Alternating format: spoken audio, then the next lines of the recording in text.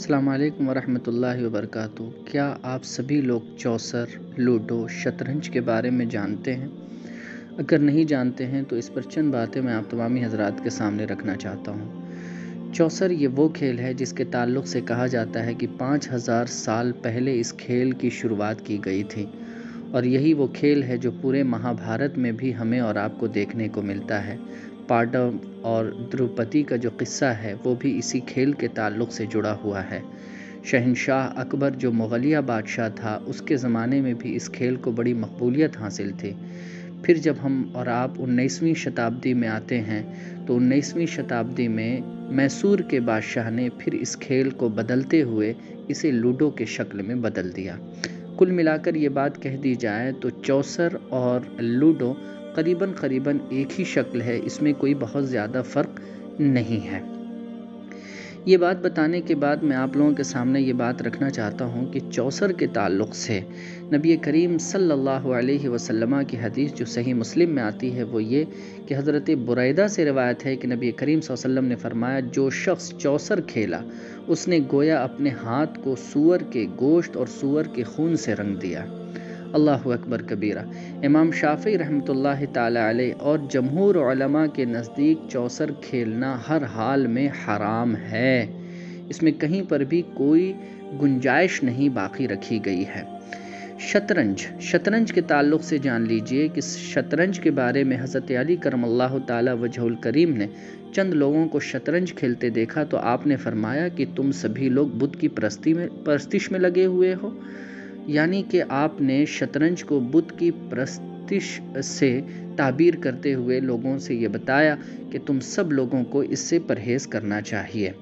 دیکھیے، امام احمد بن حنبل رحمۃ اللہ تعالی علیہ اور حضرت امام مالک رحمۃ اللہ تعالی علیہ، ان دونوں نے شطرنج کو بھی مطلقاً حرام قرار دیا ہے اور یہ کہا ہے کہ اس میں وقت ضائع ہوتا ہے، اور وقت کا ضائع کرنا کسی بھی اعتبار سے ٹھیک نہیں ہے۔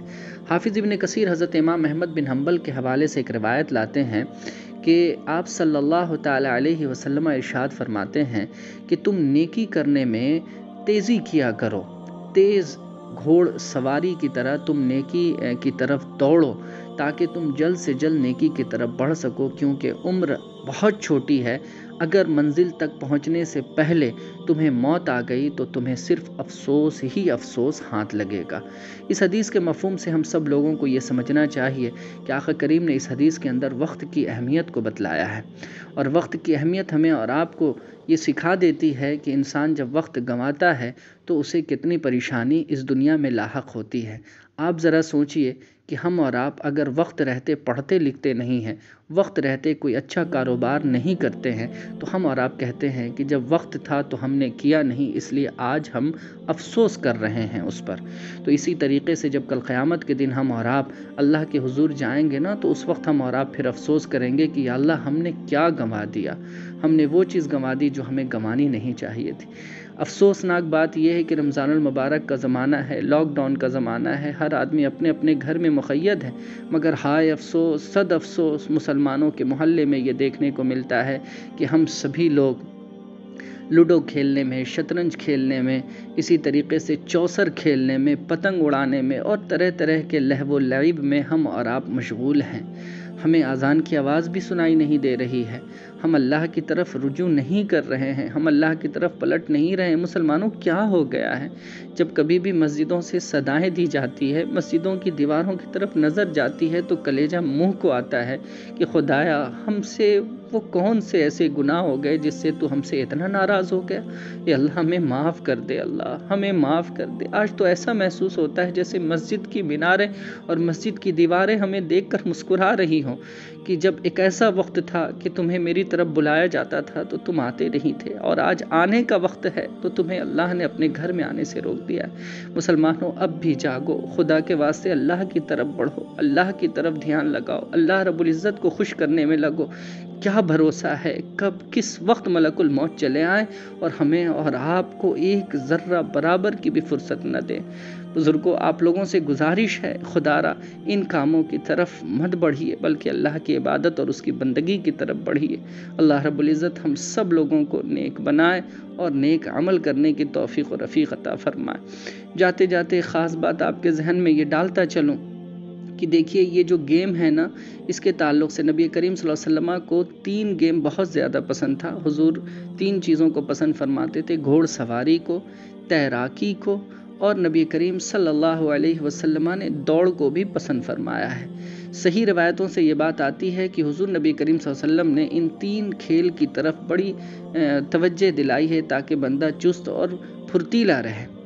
اور رہی بات ان چیزوں کی، تو دیکھیے آپ جس کھیل کو حضور نے پسند فرمایا اس میں فزیکلی، مینٹلی، ہر اعتبار سے انسان جو ہے نا وہ مضبوط اور قوی ہوتا ہے۔ لیکن آپ اس کھیل میں آ جائیں، چوسر ہے، لوڈو ہے، یا پھر یہ مائنڈ کا کھیل ہے، لیکن ہم لوگوں کو مائنڈ مضبوط بنانا ہے، لیکن اس کا ہرگز مقصد یہ نہیں اور مطلب یہ نہیں کہ ہم نمازوں کو چھوڑ کر یا ہم کسی اور چیز کو چھوڑ کر کے کریں۔ دیکھیے شرط کے ساتھ کوئی بھی گیم کھیلنا یہ ناجائز اور غلط ہے، شرط کے ساتھ۔ ہاں اگر تفریحاً، بس تھوڑے سے دیر کے لیے اگر تفریحاً آپ چاہتے ہیں تو ایسا نہیں ہے کہ لوڈو کھیلنا مطلقاً حرام ہے یا غلط ہے۔ دیکھیے اس تعلق سے ہے کہ تفریحاً آپ یہ عمل کر سکتے ہیں، مگر اگر وقت ضائع ہو رہا ہے تو پھر یہ عمل کسی بھی اینگل سے جائز نہیں ہے۔